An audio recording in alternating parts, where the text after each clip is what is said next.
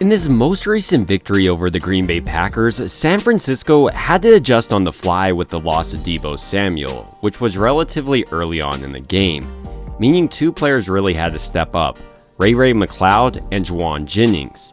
Of the two, I really couldn't have been more impressed with Jauan. He has been one of San Francisco's most clutch players. It's not even like any moment's too big for him.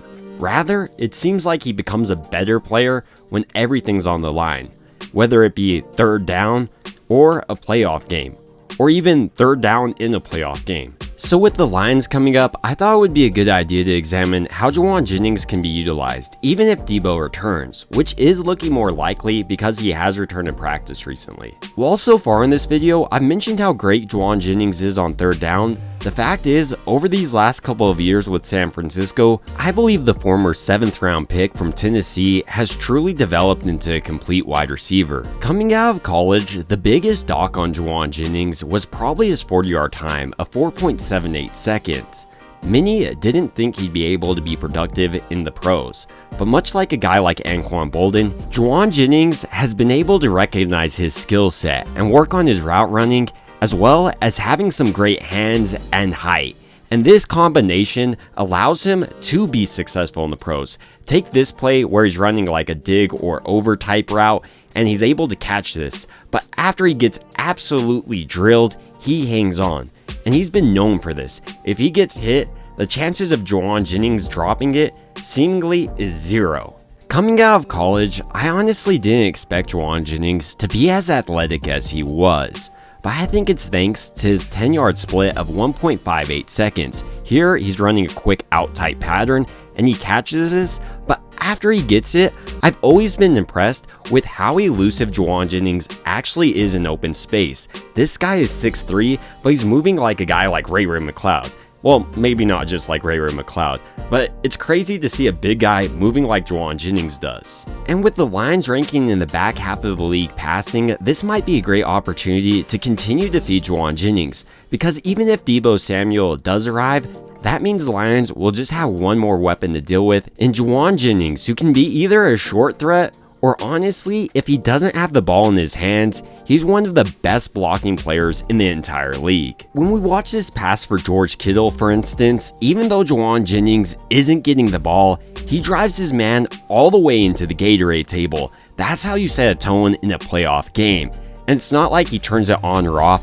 This is how Jauan Jennings always is. This work ethic for later round picks is something I absolutely love, and I think it's something harder to replicate with early round picks because they have such a drive to prove people wrong, at least if they stay in the league like Jauan Jennings has, or a guy like Brock Purdy who is told to his face he's Mr. Irrelevant. One area in which Jauan Jennings made himself relevant in this Packers game though was on third down, and that's why he has his nickname Third and Jauan. He's one of the most clutch players I think in the league, especially when you consider he's often coming off the bench. There's perhaps no play to better describe Jauan Jennings than this 3rd and 10 play in the 4th quarter, a big time crucial situation.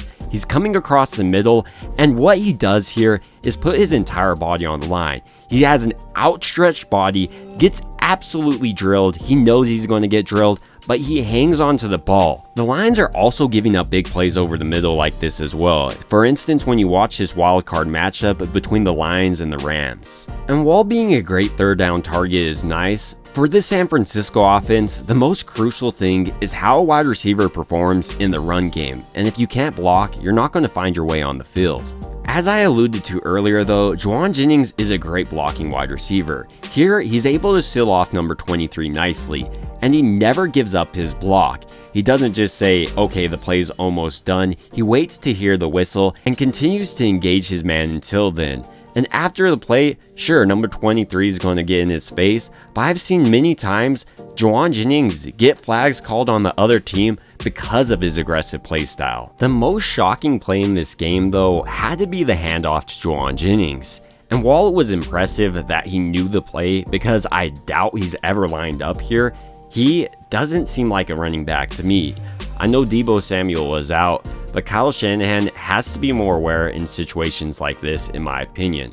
But great job on Jauan Jennings, I suppose, for lining up, and it's probably going to be one of his only carries of his entire career. With all that being said though, I thought San Francisco overall did a great job of adjusting on the fly with the loss of Deebo Samuel, who I'm sure was heavily involved in this game plan. And Jauan Jennings, as well as guys like, let's be honest, Chris Conley, Ray McLeod, deserve a lot of credit for getting San Francisco into the conference championships.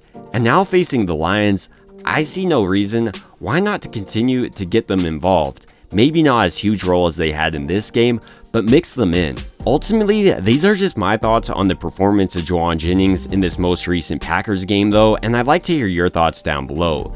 It would also mean a lot to me if you liked and subscribed, and as always, I hope you guys have a great rest of your day.